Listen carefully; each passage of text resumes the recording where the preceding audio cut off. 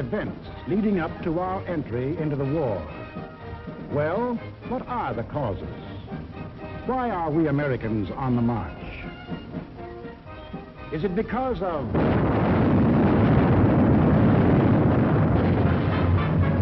Pearl Harbor? Is that why we are fighting? Or is it because of Britain?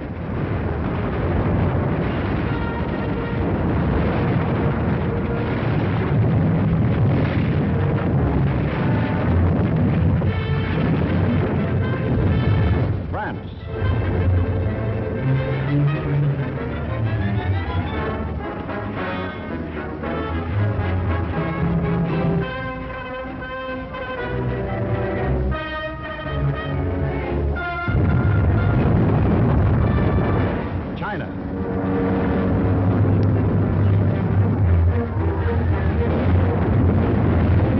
Czechoslovakia.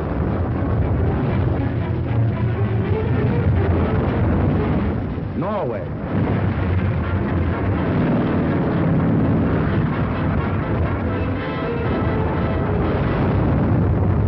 Poland.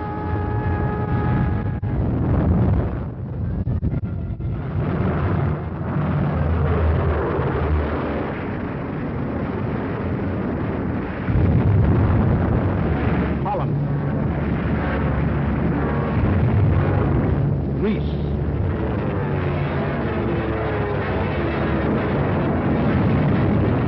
Belgium. Albania. Yugoslavia. Or Russia.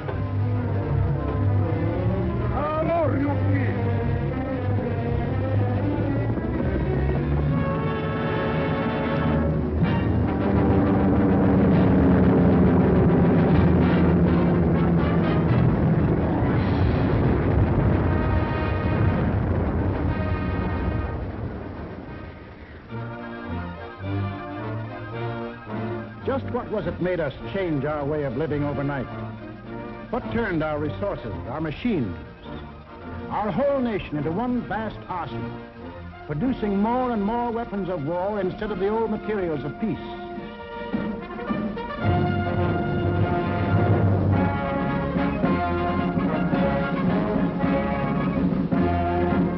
What put us into uniform, ready to engage the enemy on every continent and every ocean?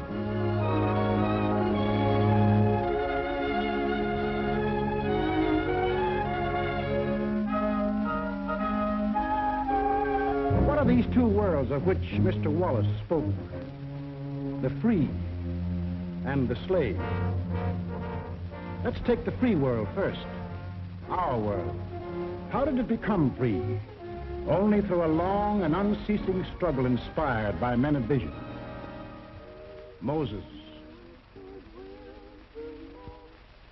Muhammad, Confucius,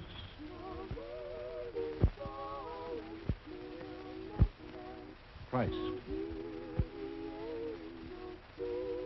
All believed that in the sight of God, all men were created equal. And from that there developed a spirit among men and nations, which is best expressed in our own Declaration of Freedom. We hold these truths to be self-evident, that all men are created equal. It is the cornerstone upon which our nation was built, and the ideal of all the great liberators. Washington, Jefferson, Garibaldi, Lafayette, Kosciuszko, Bolivar, Lincoln. Lighthouses, lighting up a dark and foggy world. The government of the people, by the people, for the people, shall not perish from the earth. Fighting, living, dying. For what? For freedom. That for which men have fought since time began. To be free.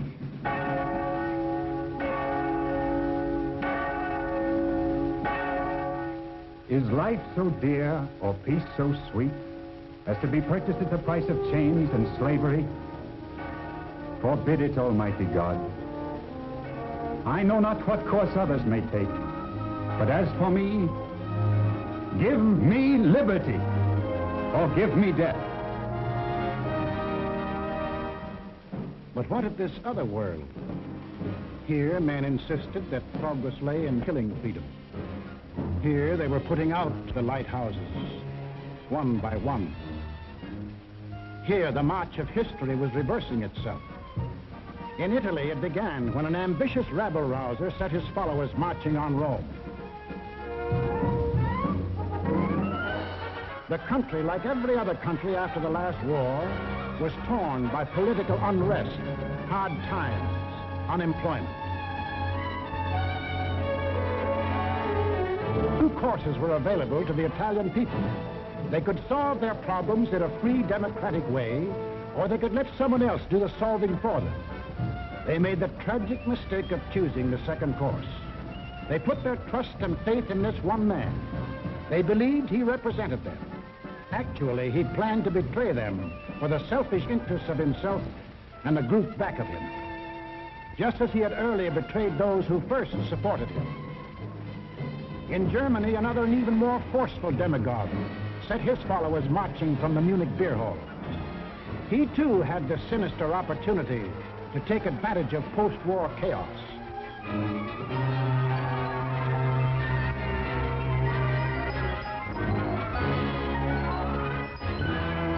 But he also had certain distinctive German characteristics to play on. To start with, the Germans have an inborn national love of regimentation and harsh discipline. He could give them that.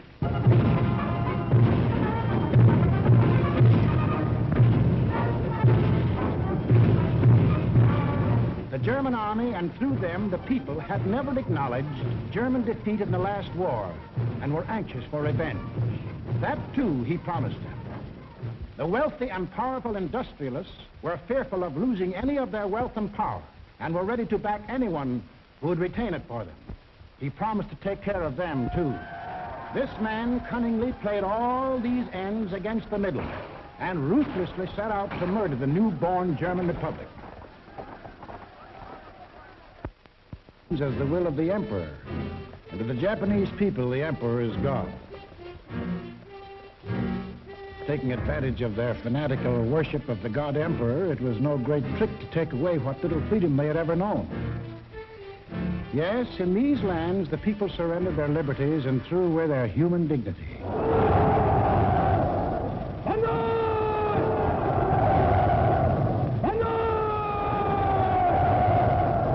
They gave up their rights as individual human beings. They became a part of a mass, a human herd.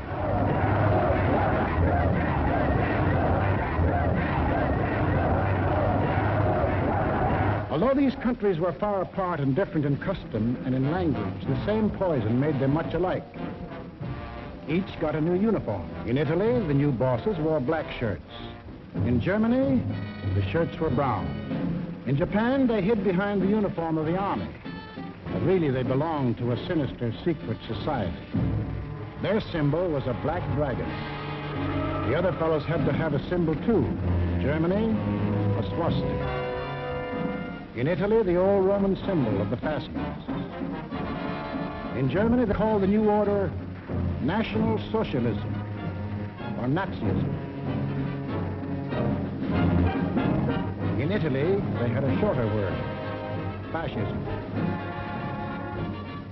In Japan, they had lots of names for it. The new era of enlightenment, the new order in Asia, the co-prosperity sphere. But no matter how you slice it, it was just plain old-fashioned militaristic imperialism. The Japs would get the prosperity, and the others would get the coal. They say trouble always comes in threes. Take a good close look at this trio. Remember these faces. Remember them well. If you ever meet them, don't hesitate. Eine wahrhaftige Weltanschauungspartei sein. Und zweitens, Sie wollten, Herr... Stop thinking and follow me, cried Hitler. I will make you masters of the world. And the people answered, Heil! Heil!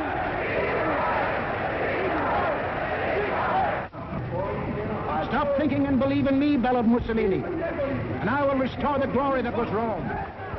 And the people answered, Duce, Duce. Stop thinking and follow your God Emperor, cried the Japanese warlords, and Japan will rule the world. And the people answered, Banzai, Banzai. Each system was alike in that the constitutional law-making bodies gave up their power. The Reichstag in Berlin, the House of Deputies in Rome, the Diet in Tokyo. And these elected representatives became collections of stooges, rubber stamp organizations. Applauding on cue the words of the leaders. Each system did away with free speech and free assembly. Each system did away with a free press and substituted a press controlled by the party. Through their ministries of propaganda, each took complete control of the theater, the movies, the radio. Every cultural activity and every channel of information was controlled by the most important members of the party. Each did away with free courts and trial by jury, and substituted courts and judges run by the party.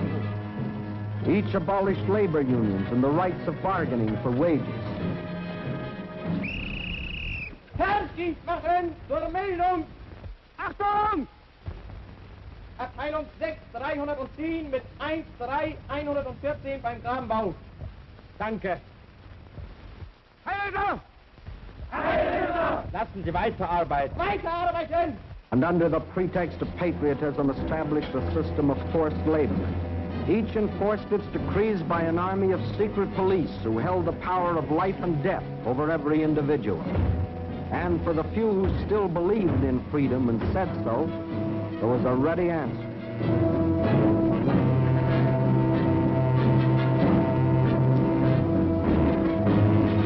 Con una mazza si può imporre silenzio ai più grandi intelletti del mondo. The greatest intellect in the world can be silenced with this. That is an exact translation of the words these black shirts cheer so lustily. Ich sage nur so viel, wenn ich das Wort Kultur höre, dann greife ich schon nach meinem Revolver. Whenever I hear anyone mention the word culture, the first thing I do is reach for my gun. Yes, they had the answer. The blackjack and the gun.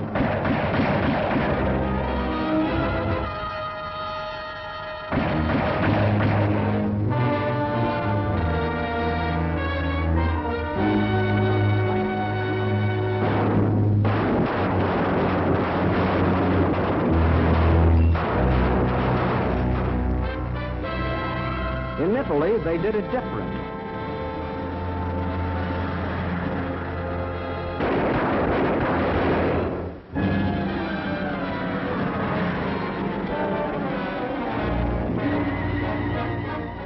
While in Japan,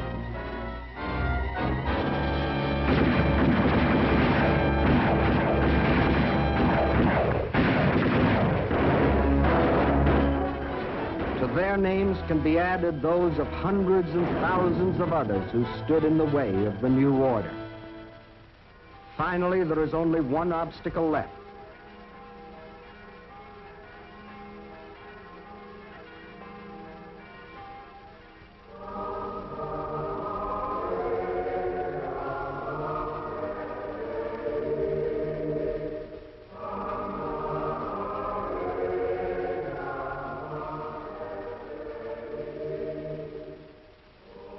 The word of God and the word of Führers cannot be reconciled.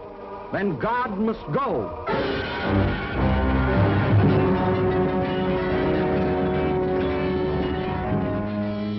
I am absolutely clear in my own mind, and I think I can speak for the Führer as well, that both the Catholic and Protestant churches must vanish from the life of our people. Thus spoke Dr. Alfred Rosenberg. And if you have any doubt that he spoke for his Führer, here is what happened.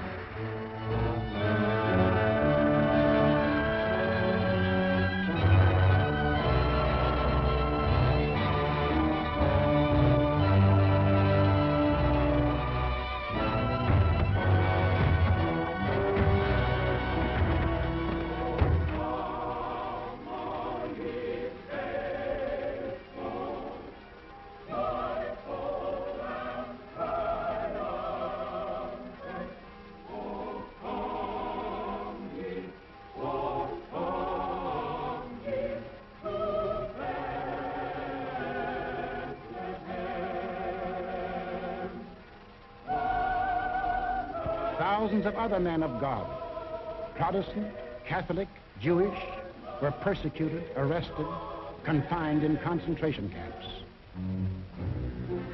Our Führer is the intermediary between his people and the throne of God. Everything the Führer utters is religion in the highest sense. It is only on one or two exceptional points that Christ and Hitler stand comparison. For Hitler is far too big a man to be compared with one so petty.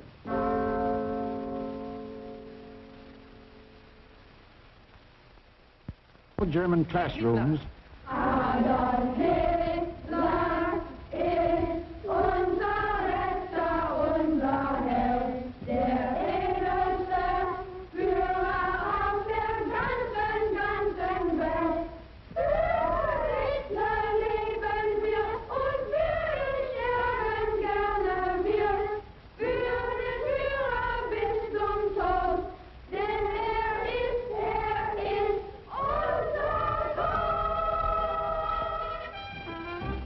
Yes, take children from the faith of their fathers and teach them the state is the only church. And the head of the state is the voice of God.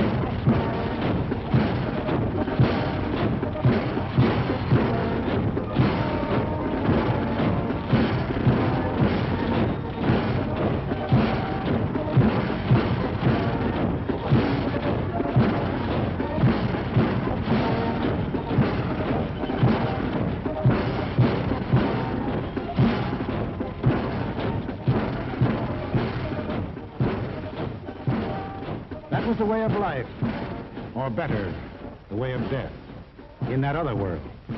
Now, what of our world, the democratic world? What did we want? What did we do about it? First of all, we wanted peace and security. And to prove our sincerity, in 1921, we initiated the Washington Disarmament Conference. This resulted in two vitally important treaties. One, to reduce the size of the British, Japanese, French, Italian, and American fleets. And the other, the Nine-Power Treaty, which guaranteed the integrity of China. And incidentally, one of the powers signing this was Japan. Later on, in 1929, we signed the Kellogg-Briand Pact, which was supposed to abolish war as a means of settling international disputes. This pact was signed by 47 nations, including Germany and Japan. President, I have the honor of handing you the London Naval Treaty. Faithful to our treaty obligations,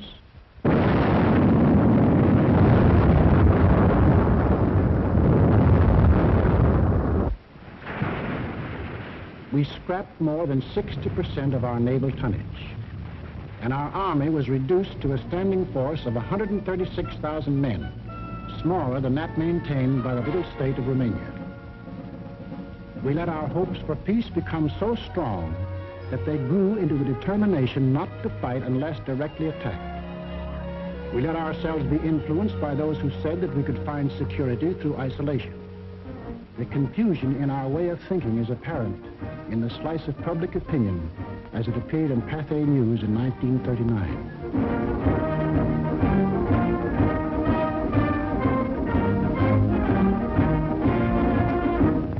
Another war, not for me. This time America should keep out, and I know I will. If war breaks out in Europe, I think that this country should heed the advice of its first president and avoid all foreign entanglements. I haven't the slightest idea of European affairs. In the event of war in Europe, I think we should stay out of it entirely. And all our efforts should be made to keep out of the fight. Let Europe fight her own battles. They mean nothing to us. We should mind our own business. By all means, no. Yes, fight. No. No. Yes. If my country calls, yes. No. We simply did not want to understand that our individual and national problems were, and always will be, dependent upon the problems of the whole world. And we had individual and national problems to worry about, plenty of them, just as Germany, Italy, and Japan had. But we faced them in a democratic way. We passed laws to give working men a chance to improve their lot.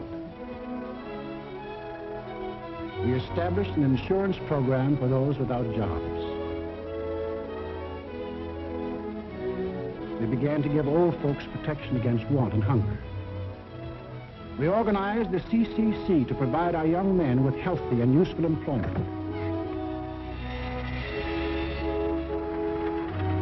A federal works program came into being and changed the face of our nation with new roads, bridges, schools.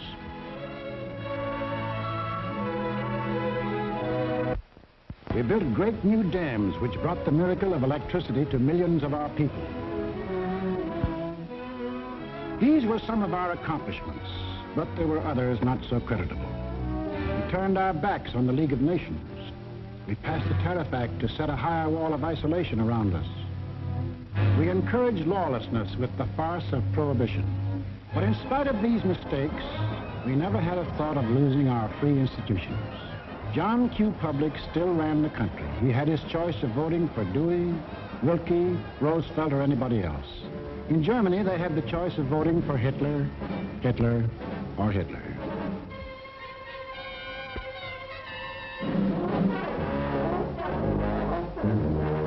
Over here, John Q. still read what he pleased. And although he heard of books being burned in other countries, he would have laughed if anyone had told him his books would ever be burned.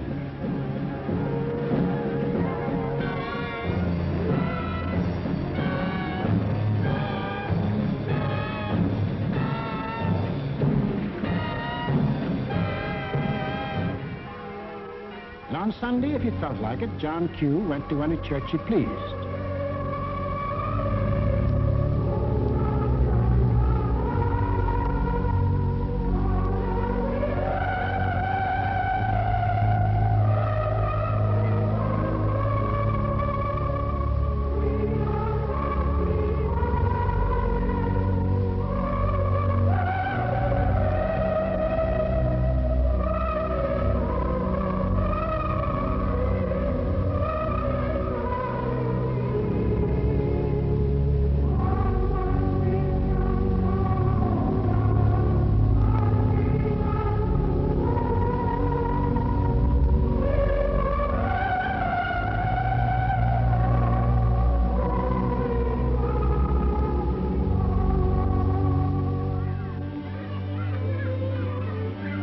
most of all, he got a kick out of seeing his kids grow up.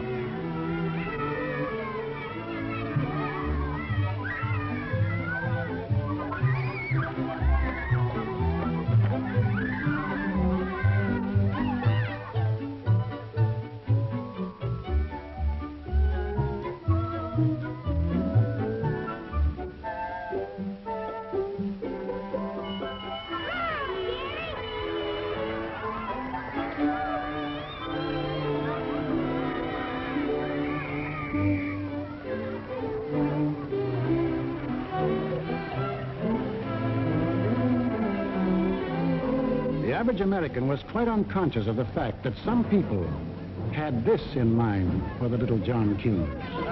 Tasty, viel mehr, Jung. Wollt ihr auch so sagen?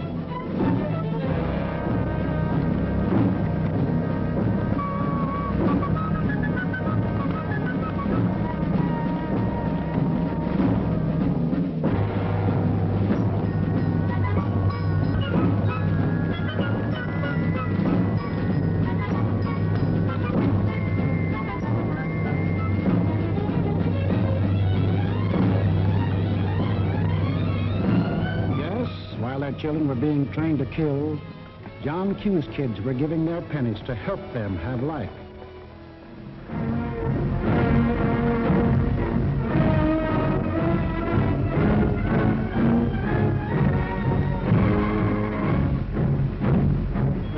And when we saw these men in the newsreels, quite often we laughed. To us, they looked like characters in a musical comedy.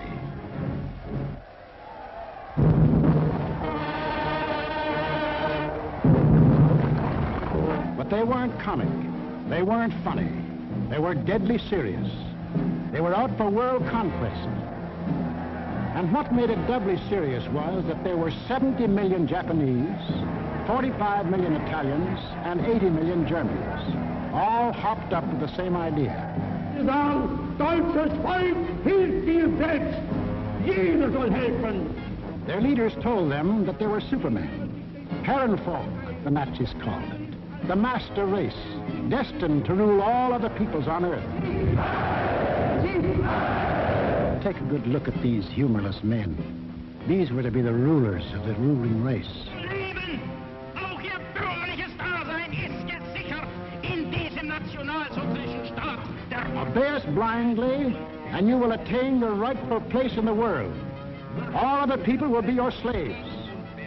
That's what they promised them. That Americans, Chinese, Russian, South Americans, all free peoples would work for them and make them rich. And how they ate it up.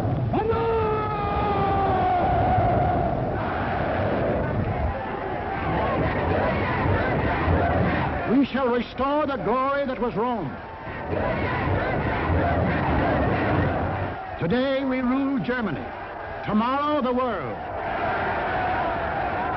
The Pacific is ours. It was inevitable that these countries should gang up on us. The little fellow is our pal, Kurosu, who smiled his way into our hearts in December 1941. Here he and his friends are busy carving up the world in advance, staking out their claims. Take a good look at these claims.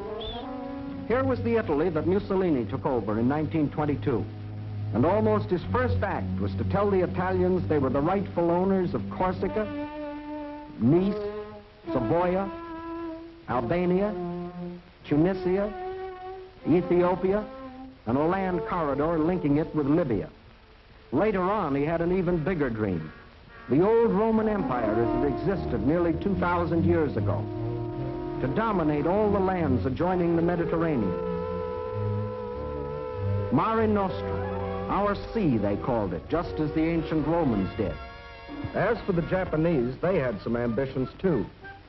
By 1920, they had grabbed off Formosa, Korea, and the southern half of the island of Sakhalin. Then Baron Gishi Tanaka, the prime minister, carefully set down Japanese aims in a document called the Tanaka Memorial. It was presented to the emperor July 25th, 1927.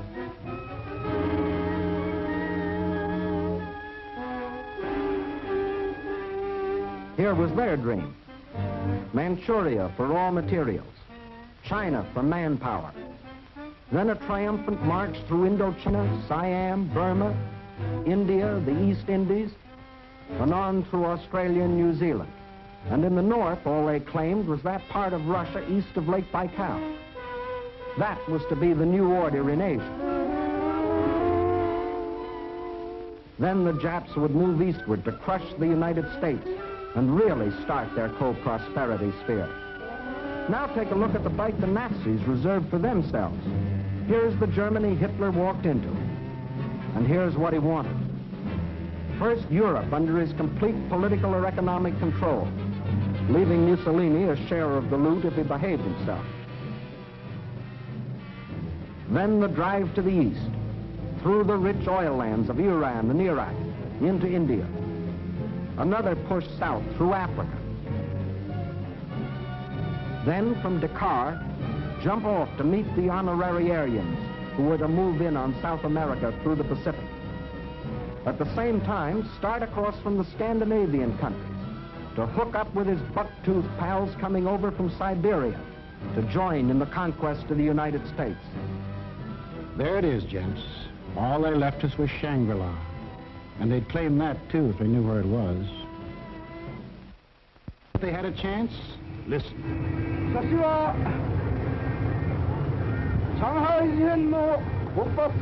When war comes between Japan and the United States, I shall not be content merely to occupy Guam, the Philippines, Hawaii, and San Francisco. I look forward to dictating the peace to the United States in the White House at Washington. Yamamoto wrote those words on January of 1941. Yes, the conquering Jap army down Pennsylvania Avenue. That was the final goal. You will see what they did to the men and women of Nanking, Hong Kong, and Manila. Imagine the field day they'd enjoy if they'd marched through the streets of Washington. But before striking, a preliminary step was necessary. From Berlin, from Rome, from Tokyo, the campaign started. Propaganda to confuse, divide, soften up their intended victim. Put them on the defensive. Scream you're abused. Shout you're oppressed. The world's wrong, you're right. If you shriek it loud enough and often enough, they'll believe you. Above all, use their free press and their free speech to destroy them. Lebensraum, ja, Lebensraum, meine Volksgenossen. Lebensraum, they demanded. Living room. Our lands are overcrowded. But at the same time, they gave prizes to mothers who bore the most sons.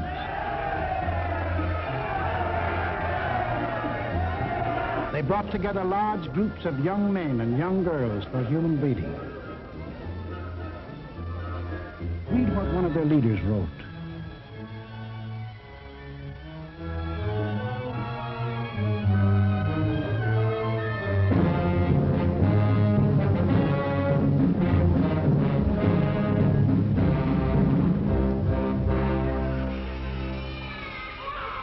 Of course, the children from this assembly line belong to the state to be scientifically trained for conquest.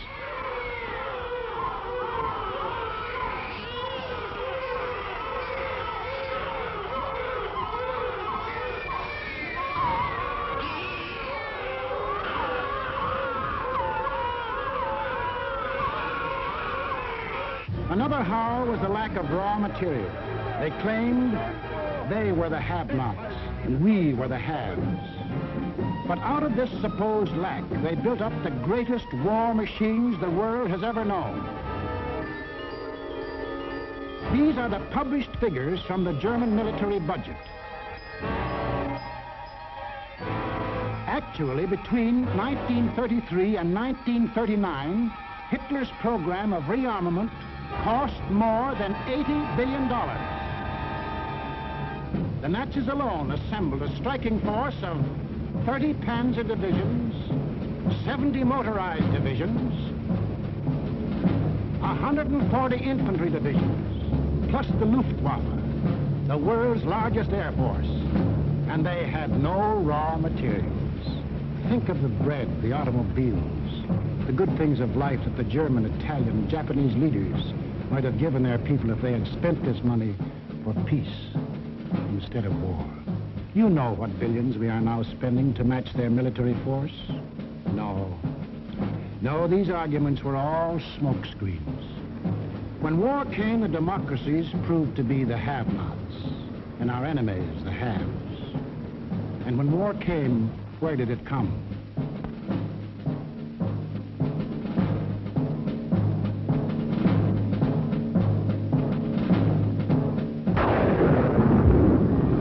Remember that date, September 18, 1931. A date we should remember as well as December 7, 1941. For on that date, in 1931, the war we are now fighting began. The place was Manchuria, the northernmost province of China, 6,000 miles from San Francisco. Manchuria, the first objective in the Tanaka Plan. By September 18th, the Japanese, who by treaty patrolled the southern Manchurian Railway, had secretly and illegally increased their garrisons. On the Korean-Manchurian border, an entire Japanese army was assembled, conveniently equipped for a winter campaign. All they needed was an excuse. They made their own. At 10:30 that night, just after the Mukden Express had passed by, a section of track was dynamited, causing damage to one rail and 2 fish plates. Japan's honor had been violated. Within half an hour, the Japanese railroad garrison launched a coordinated attack on the barracks of the sleeping Chinese army at Mukden. The slaughter was appalling.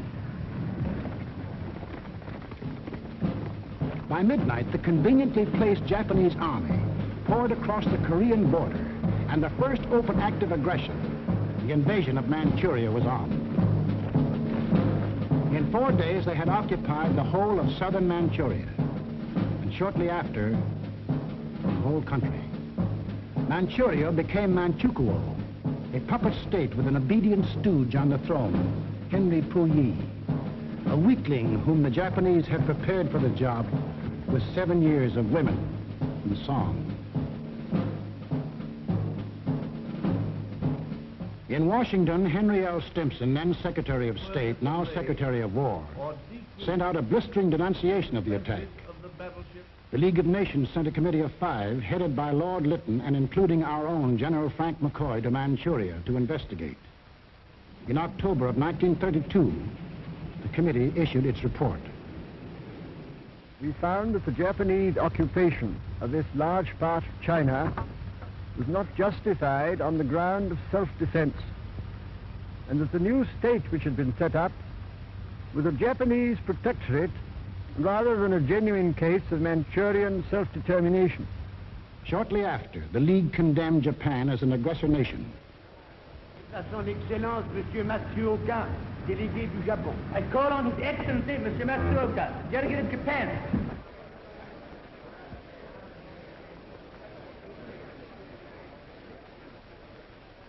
It is a matter of common knowledge that Japan's policy is fundamentally inspired by a genuine desire to guarantee peace in the Far East and to contribute to the maintenance of peace throughout the world. Japan, however, finds it impossible to accept the report adopted by the Assembly. In answer, the Japanese delegates, knowing there were no guns behind this condemnation, smiled, took up their briefcases, marched out of the League. More than Manchuria was dead. Collective security was dead. The green light had been given the aggressors. We and the rest of the world knew that these aggressors should be stopped and punished, but we were unwilling to make the necessary sacrifices to back up that opinion. It was impossible to convince a farm boy in Iowa, or a driver of a London bus, or a waiter in a Paris cafe that he should go to war because of a mud hut in Manchuria.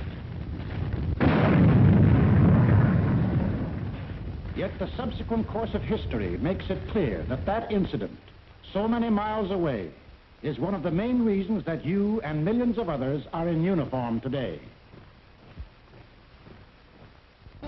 Japs had Manchuria. Phase number 1 of the Tanaka Plan was completed. Phase number 2, the conquest of China. In 1932, without warning, the Japs attacked the Chinese city of Shanghai.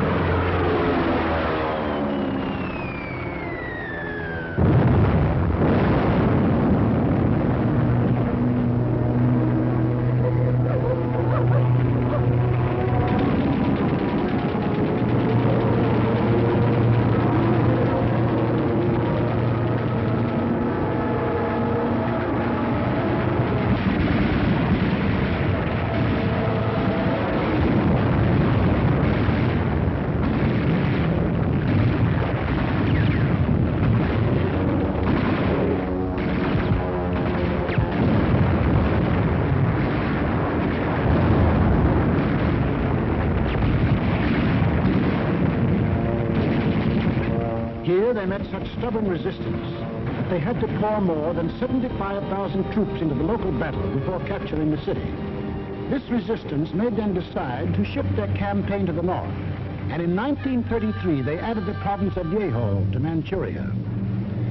Yes, the Japs launched the second phase of the Tanaka Plan, but they had yet to finish it. A united nation stands against them. Under the inspired leadership of General Chiang Kai-shek, the Chinese people fought and still fight on. Meantime, what of Japan's partners? What helpless people were they planning to bomb, slaughter, drive into slavery? Hitler was not yet ready, but Mussolini was. Mussolini had to be. His people were growing restless. Fascism hadn't produced the heaven on earth that he had promised them. So he pulled the old trick of launching a foreign war to divert attention from troubles at home. So Mussolini beat his chest like Tarzan and looked around for a worthy foe. He found one, Ethiopia. A good country for the beginning of a glorious empire. Its army had no machine guns. Its army had no tanks. Its army did have an air force. Exactly one old airplane. One airplane against a nation which had developed a new theory of total air war. Of the blitz which would wipe out cities, destroy civilians, men, woman, and child. In October of 1935, following the Japanese example, an incident was provoked at the little settlement of Wall near the border of Ethiopia and Italian Somaliland. Italy's honor had been violated. Refusing any arbitration, Mussolini moved the whole might of his army through the Suez Canal to overrun the undefended country. Ethiopia's emperor, Haile Selassie, appeared before the League of Nations.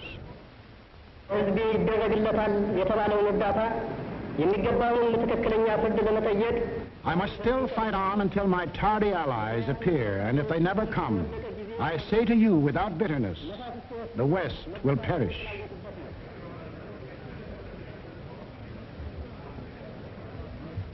Members of the League half-heartedly stopped trading with Italy, but refused the only thing that will stop any aggressor: force. Ethiopia was left to herself. Native leaders came to pledge their allegiance.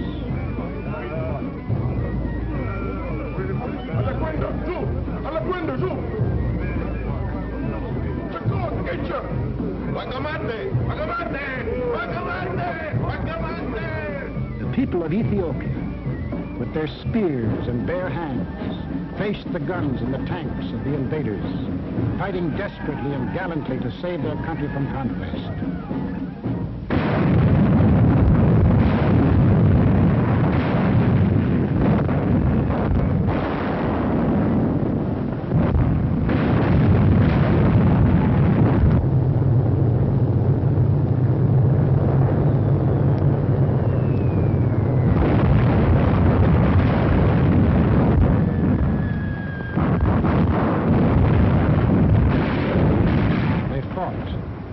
They died.